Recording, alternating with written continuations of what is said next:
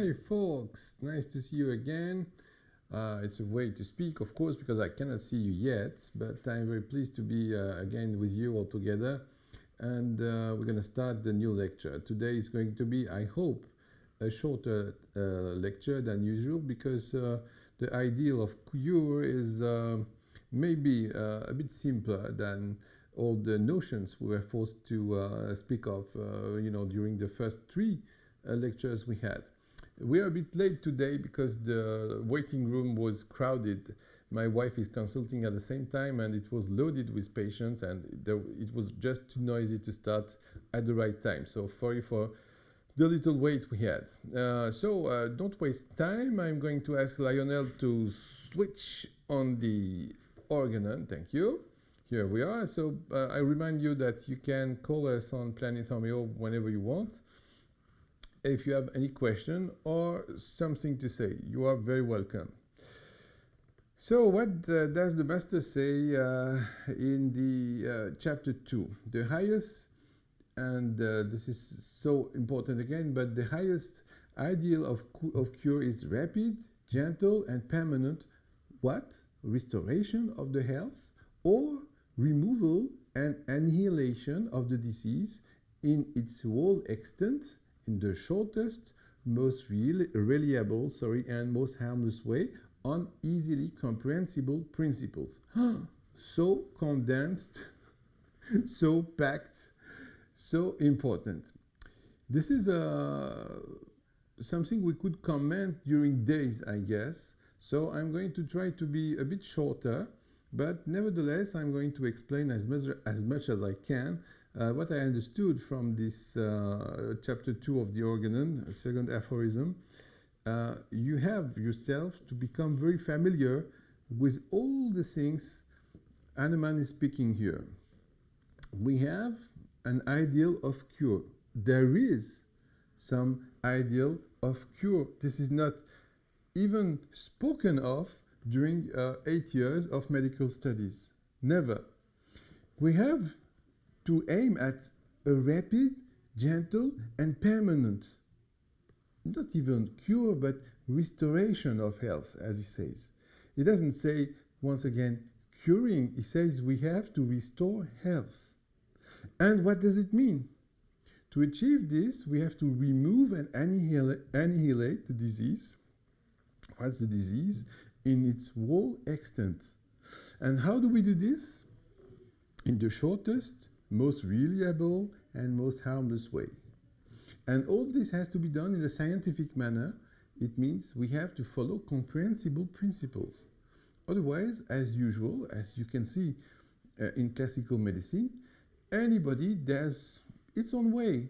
The way they want to do, the way they think they have to do, the way it's maybe the fashion to do, and once again, we have no science, but only opinions. And as you know already, as you're going to know, becoming a homeopath means you have to forget your own opinion.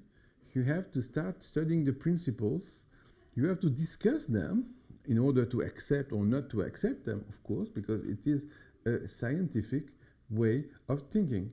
Otherwise, it's only opinion, and opinion have absolutely no value.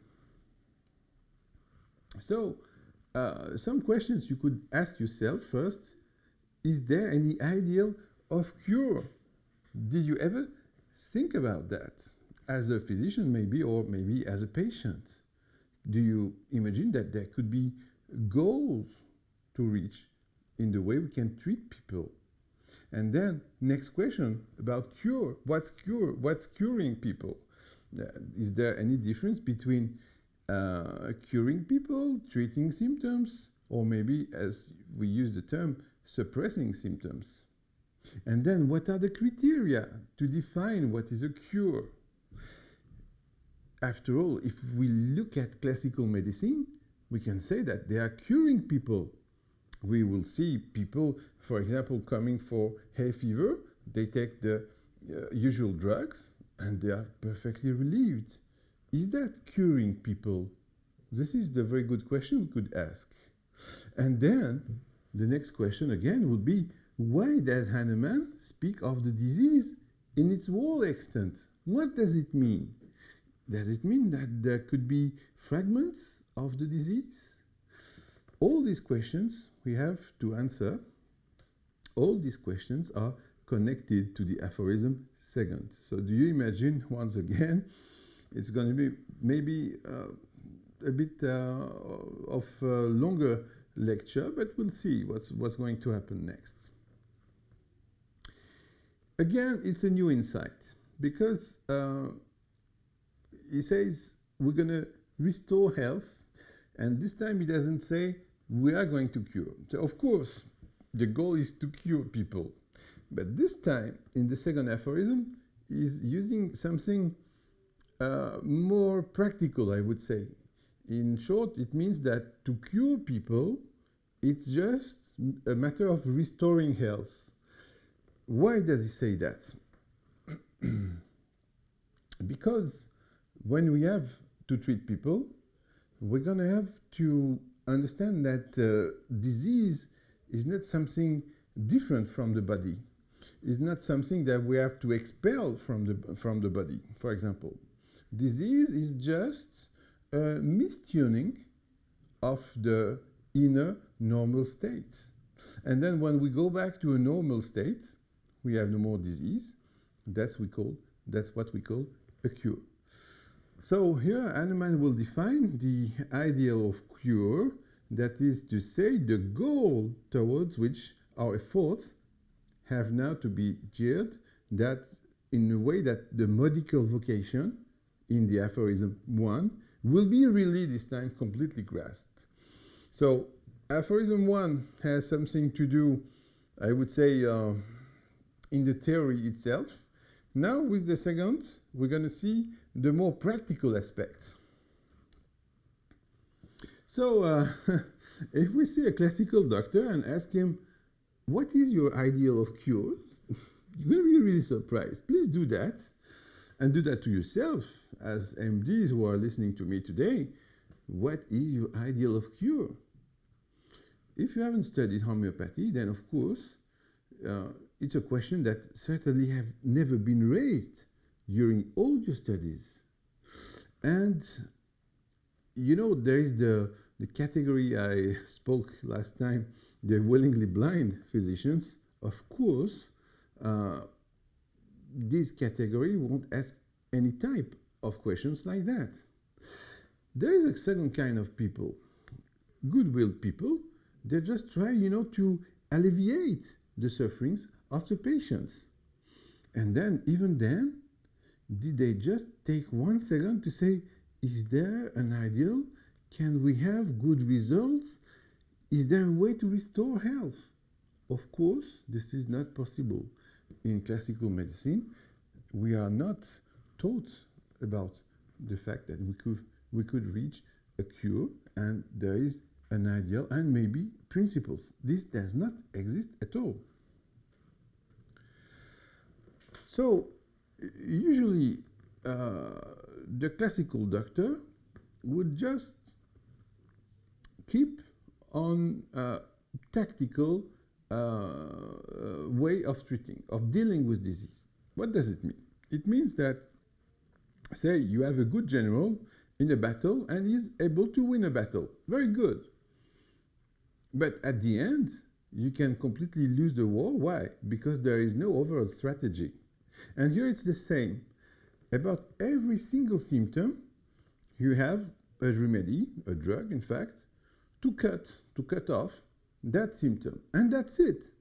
You can control completely blood pressure, at least in the beginning. And then you give a drug, and of course you will need to give more, and then you again more, and until the time the patient doesn't respond anymore, and you have to switch to another drug, and maybe to add 1 and 2 and 3. This is it. So it's just purely tactical means. You can treat asthma the same way, or any special disease. It's always the same story, because you're going to see only that little disease, that small part of the patient you are willing to treat. I don't dare to say to cure, of course. And then you're going to treat that. Beautiful. And so at the end, we lose the war, because at the end, it's obvious that the overall level of health of the patients are going down all the time. And so there is no really clear-cut notion of therapeutics objectives in the conventional medicine, because they just deal with symptoms. They just try to cut off symptoms, but they don't see the overall level of health of the patients. So this is, you understand, completely artificial. In a way, we could say that they are treating organs that would just, be floating in the air, not even connected with the rest. Of course, this conception is no conception. It's just an artificial point of view. And as it is just an artificial point of view, it cannot work. And again, the main point here is that it's oversimplification. Because you cannot just say, I'm treating that organ. Because all the organs are connected all together, of course. And of course, then, as soon as one symptom can happen in a given organ, you're going to have a plentiful of symptoms all over the patient. So you understand that it's completely artificial to say, oh, I'm going to treat this because I'm interested in the liver. Or you're going to say, oh no, today we're going to treat maybe the headaches. This is not scientific, once again. And once again, it's completely artificial to treat the organs as if they were first not connected and second floating in the air. This is not the reality. This can happen only in one given situation. You know which situation? Only with dead bodies. If you are dissecting corpses, then yes, you can open the whole thing and you can cut into different organs. But of course, this is not reality. This is not the way it's living. So you have to find a way to treat the living beings and not just repressing or repelling symptoms from one part or from the other parts. You have to understand the whole thing. And you have to get rid of the artificial thinking of classical medicine. It's a bit hot here today. Ah, yes. Ah. So if we take what's said in the very early 20th century, René le Riche, he was a most famous surgeon, and he wrote books about medicine, and he was referring to the concept of health in a manner that is still the one prevalent in our time. What does he say? In short, he says this: health is life lived in the silence of organs. The silence of organs. What does it mean? It means that if you have no pain, if you are not feeling anything, then you are in a good health. That's it. He says disease is what irritates men in the normal course of their lives, and work, and above all, what makes them suffer. Come on. It is just crazy. Can you imagine? Being in a good health means that there is no suffering in any place. You cannot just say that, of course. And Le Riche said something even more terrifying, I feel. He says, if we want to define disease, we must first dehumanize it. Can you read this? Of course, this is completely crazy. Because once again, all this problem comes from the reductionism. Of course, if you cut parts of the people and just decide to study these parts, you can conclude that. You can say, okay, this is beautiful. We're going to treat the organs, even more the cells of the organs, or this type of cell and not the other one. And then you end saying this: in sickness, what is least important, after all, is the man. So this is the point of view typically of a surgeon, and no more of a genuine physician who is healing people. And once you start to understand that, you're going to say, okay, there are no global view. And if there is no global view, you're going to say, why are they treating me? Why are they giving me drugs to make this symptom or this other one better? Just one reason for that. It's fear, and nothing more than fear. Because people are so afraid in both sides of the table, I would say. The patients and the doctors. The doctors are so afraid to make any mistake, and so they prescribe to prevent from being sued. On the other hand, you have the patients who are so afraid because, you know, there is all the labs trying to make them so afraid again because your daughter can have the cancer. You have to vaccinate. Come on. If you don't do that, you're going to be a very bad parent. You have to protect your children. Come on, make the vaccinations. And all the people are completely afraid. So you see, all this brilliant system works and is built upon fear. That's it. And they call that scientific medicine, by the way. Can you imagine? And this way of projecting fear is something unbelievable, because the fear of the physician himself is going to be completely projected onto the patient. So instead of being the one supposed specialist who's in charge for curing people, you're not even trying to cure people. You're going to project your own fear that anything could happen, and then that way, even better, you're going to save your patient from completely imaginary dangers. This is beautiful, isn't it? Really. And so, of course, this is so far away from the ideal that Hahnemann is here describing. And this is Asclepiades' motto all the time. In Latin, it's translated as cito, tuto, iucunde. It means fast, gentle, and permanent. But, of course, how do we reach this? We have to be safe and least harmful.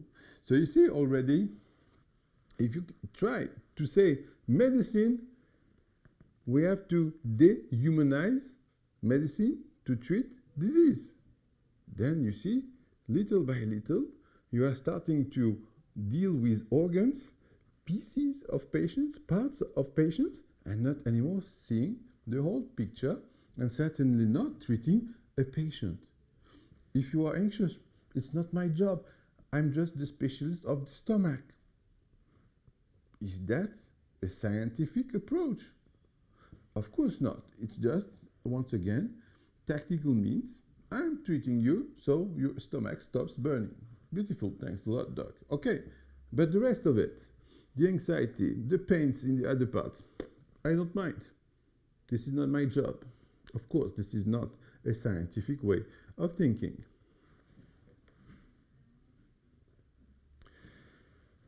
And if we look at the classical way of non-thinking, it can finally boil down to just one single thing. Here it is, 0 symptoms. We have a guy here in France that I call here a notorious fanatic. It was the former president, you know. He wanted to wash out everything, and he was the one who invented that word, zero tolerance. Beautiful. And it's the same in medicine. Because if you keep the ideas of Le Riche in your mind, and you say this, we have to reach the silence of the organs, and then we're going to reach that silence. How do we reach that? Easy. We're going to give one drug for every suffering. And then it means that if we cannot hear any suffering anymore, then the patient is cured, isn't it? This is so logical. It will be, of course, logical in a non-biological problem. But there I remind you that we are dealing with biological beings. This is the point. So the goal is to control everything that is interesting you, of course. You decide to treat cholesterol, you decide to control blood pressure, whatever you want. But once again, the goal is to reach the zero symptoms, trying to keep all that silent.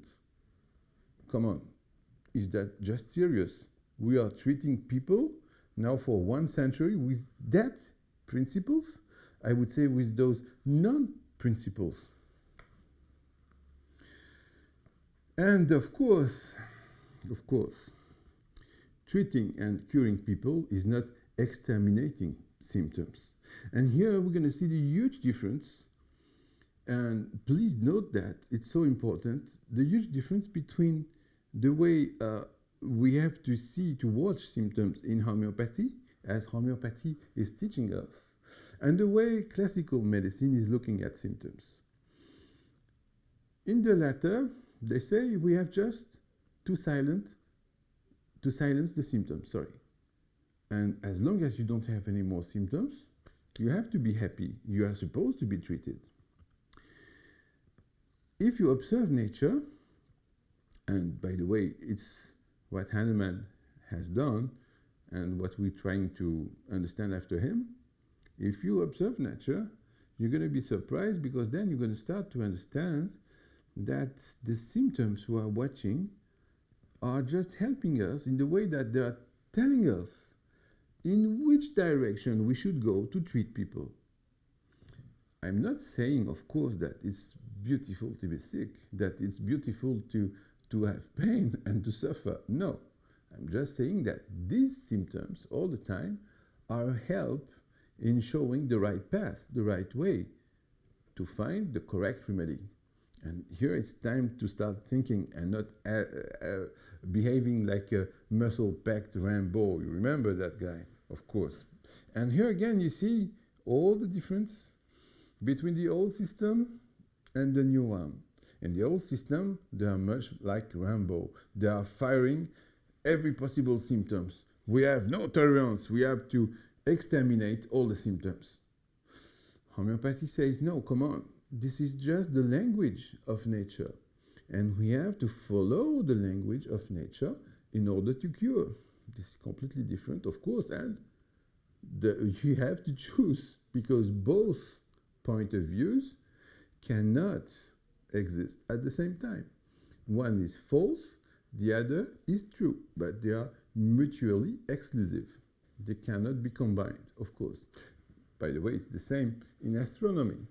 You cannot imagine that Earth is flat or is a sphere at the same time. We have to decide. You will have someday to decide the way you want to cure or not your patients, of course. We have no more questions. Okay. So it's time to quote Kant. Kant, who said, already a century ago, about the impact of suppressive drugging. Because little by little, of course, you're going to understand the difference between curing people because you have given more energy to the system, and then the system, having more energy, doesn't need anymore these symptoms. And on the other hand, if you just treat symptoms, cutting them, you're going to harm all the time a bit more the whole system, and at the end, certainly the system won't be able anymore to produce those symptoms. It could be termed as a cure, but of course you understand it's not possibly a cure, but it's just a way that the whole system is not able anymore to produce symptoms because it has been much lessened in its level of energy, not being able to produce anymore the symptoms you were supposed to treat. This is a huge difference between both systems. Homeopathy on one side and all the other systems, being classical medicine or whatever you want. The key is to understand we have to treat a given totality of symptoms and not just treating one or two symptoms at a time. So what did say Kant? He said medicine has changed somewhat in its appearance. physicians are now using sugar-coated pills and contriving to make medicine appear tasteless or tasteful. And as you see, this is not new. It's all the same now, because it was in 1916 when he said that, and by the time it's still the same. They are just all the time inventing new drugs, making them appear completely tasteless, or red or whatever nice color you want, or maybe even tasteful. And they are using, he says, concentrated alkaloids. Come on, this was just a joke. Nowadays we have more powerful drugs and tasteless. Apparently you can swallow them and not die in the next minutes. Maybe it's not true of some vaccines, by the way, but this is it. They find the way to hide the completely poison you are swallowing. So the effects will come little by little, destroying the health in a very steady way, but always in a very silent manner. At the time of Hahnemann, they were using, drugs very poisonous. I would say obviously poisonous, like arsenic, like belladonna, whatever. So you could see at once that you had been poisoned. The trick now is that you are poisoned little by little, in a way that you don't detect at once. This is the trick. Very interesting, isn't it? So, says Kant, but none of these things have been done because of the discovery of any principle. He says that 1 century ago. Bloodletting and sweating were not abandoned on account of a principle. For the old men deprecate their disuse. At the time they say, come on, a good bloodletting, there's nothing better. Why do we have to stop? And they often say they hope the time will come when they can again go back to the lancet. But the drugs of today are 10 times more powerful than those formerly used, because more concentrated. Can you imagine? Kant said that 100 years ago. And now, 100 years later, the drugs are 100 times even more concentrated, more effective, more terrifying. And then, can you imagine the force we are applying to the poor human bodies, because we absolutely want to force that given symptom to calm down?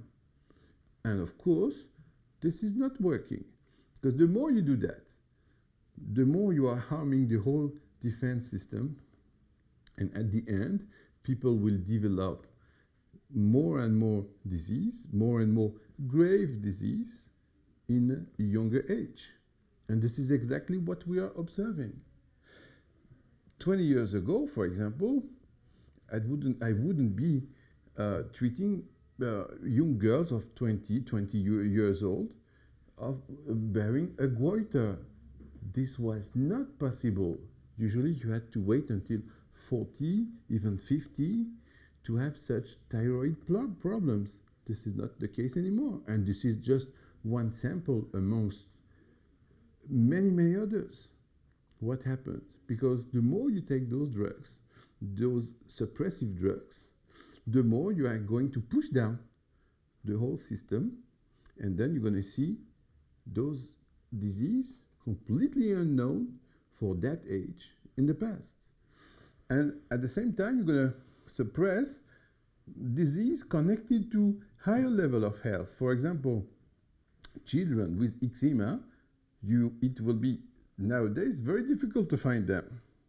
It was completely common 20, 25 years ago. Why? Because they don't have enough energy now to produce the skin disease.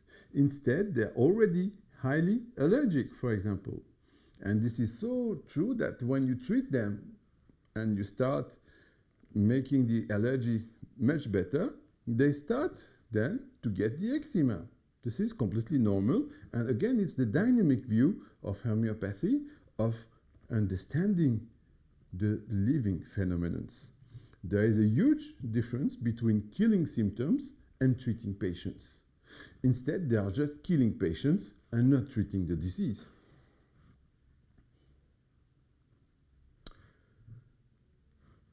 Ken says the cocaine, sulfonal, and numerous other modern concentrated products of the manufacturing chemists. Big pharma has not yet been invented at that time.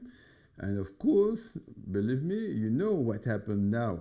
Big pharma is here and watching you, and they are, he says, extremely dangerous, and their real action and reaction unknown. Can you imagine what's going now to happen to humanity? Because after 1 century of completely crazy drugging, they are just crushing the level of health of everybody. And then we're gonna have to struggle now for life. It's not even a problem of medicine, but it became now a matter of survival and nothing else. So the chemical discoveries of petroleum have opened the field of destruction to human intelligence, to understanding, and to the will, because these products are slowly and insidiously violent. Please understand that Kant saw that 1 century ago. And the products we are eating now are 10,000 times even more powerful. What's going to happen? We won't be able to survive long after this, believe me. And the more you're going to learn and understand the organon, the more you're going to open and wide open your eyes and see the catastrophic effects of the classical medicine. When drugs, says Kant, were used that were instantly dangerous and violent, the action was manifest. Of course, that's what I told you about belladonna or whatever. It showed upon the surface, and the common people saw it. But the patient of the present day goes through more dangerous drugging because it destroys the mind. Please understand that. It is destroying the mind. Directly destroying the mind, and we're going to see with the level of health, the drug is suppressing the ability of the system to produce physical symptoms, and then instead, where is the room to put the pathology? If there is no room anymore on the physical plane, the only place left is going to be the mental and emotional plane. That's why the more you treat people with classical drugs, the more you are going to force them to go into mental and emotional disease, namely depression, suicide, delusions, and so on. And this is exactly what you are observing now. People are prone to become depressive. After you treat all the depressions, they start going crazy. It's going to happen more and more. The apparent benefits produced by these drugs are never permanent. And you see that we have nothing to add to what Kant said 1 century ago. They may, in some cases, seem to be permanent, but then it is because upon the economy has been engrafted a new and more insidious disease, more subtle and more tenacious than the manifestation that was upon the externals. And it is because of this tenacity that the original symptoms remain away. In short, you are just able to cure disease because you are just putting a new, stronger disease on the top of the past one. This is exactly the way you're going to build what we call, and we're going to study them, of course, layers. There was one energetic layer expressing itself through a given totality of symptoms. And as the classical doctors haven't studied that, they will drug you and drug you and drug you again until they're going to install into the system a completely new disease, artificial one, of course, but it will be a new disease on top of the other. And then, of course, can you imagine what's going to happen after 5, 10, 20 years of this? You're going to have a completely mixed, completely blurred image of the disease, and then it's going to be far more difficult for a genuine homeopath to treat this. Because you're going to have to start in the reverse order. You're going to have to take what are the last new symptoms, treat them, and then you're going to have a bunch of old symptoms coming back to the surface. And then you have to treat following that new picture, and so on. Believe me, many times the cases can be completely incurable. This is, of course, difficult to explain to the patient who have been drugged for 25 years with classical medicine. Understanding homeopathy is a matter of emergency now for the people being treated and, of course, for the professionals. The disease, says Kant, in its nature, its essay. Again, we have the soul, the whatever essence you want, has not been changed. It is still there, causing the internal destruction of the man, but its manifestation has been changed. And there has been added to this natural disease a drug disease more serious than the former. No need to comment further. I guess you understand what he says. So you can ask now the question, after this almost prophecy of Kant, what has changed since that time? Of course, nothing, and even worse, we've gone downhill. So now it's a matter, as I told you, a matter of survival, because the entire planet is suffering. Can you imagine the million of tons of chemical drugs swallowed by the humanity globally, and then those products are all over peed on the planet and polluting, of course, the whole system. I don't dare to speak about the direct pollution of the industry. I'm just speaking about medicine.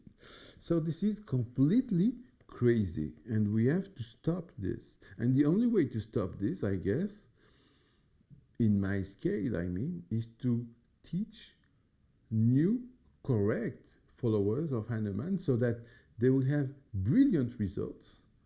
And then we can show the world what is really the meaning of the word medicine, and not anymore as physicians being just the valets of the industry distributing the latest fashion, the latest drug.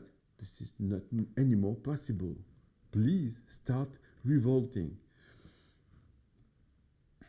So we can ask now the question, what is really medicine? Come on. So there are new products issued, okay, and the masses are treating with these people with this drug, and can we really still call that medicine? Of course, what is the motivation behind all this? And once again, you see, just financial interests. We're going to speak with a brilliant oncologist on the 17th. It will be 8:30, sorry, at Paris time on the 17th. And she will explain lots of things about the cancer business. She's ruling a service of oncology in pediatry, and she's just horrified because she's supposed, and even she's forced to use drugs that are the brightest new ones without any non-effects, because this is the diktat of the financial interests. And then they are forced to use drugs that they are certainly not as good as the one they were used to treat with in the past 20 years ago. So that means that they are killing people, they are cutting their chances to be saved just because they are forced to make money using the latest drugs. Can you still look at people and say, we are treating you, we are doctors? Or do we have to change the meaning of being a physician? It's been 45 minutes, I guess. Maybe we can stop here so we won't be in a hurry to finish. I prefer to take all my time. Lionel, can you bring me back to the main studio? Thanks. This is magical. And I'm going to see if we have any questions, maybe. Let's see if I can ask them. They're connected, but too shy to ask questions. No, even in Turkey, they don't want to speak. I say hi to the Turkish friends, by the way. But no, okay, no questions, it seems. Good. Then we're going to stop here, maybe. I was maybe a bit too ambitious to say we're going to finish this lecture at once. Maybe it will take 2 lectures, but we don't mind. We have plenty of time after all. I prefer to stop here because next time we're going to speak about a very important matter. Is that a cure or is that a suppression? And we're going to speak about the level of health as George Vitulkas coined them. It will be a very interesting matter, of course, and a very practical one at the same time. Because you're going to see that every time you will see patients, you will be able to estimate in which level they fit, and then it will be very precious to know, I don't dare to say every time, of course, but to have a good estimate of the way they're going to react to your dose, and if the reaction you observe is compatible or not with that given level. This is absolutely beautiful. You're going to like it. So I will see you next week, and meanwhile, have a nice day.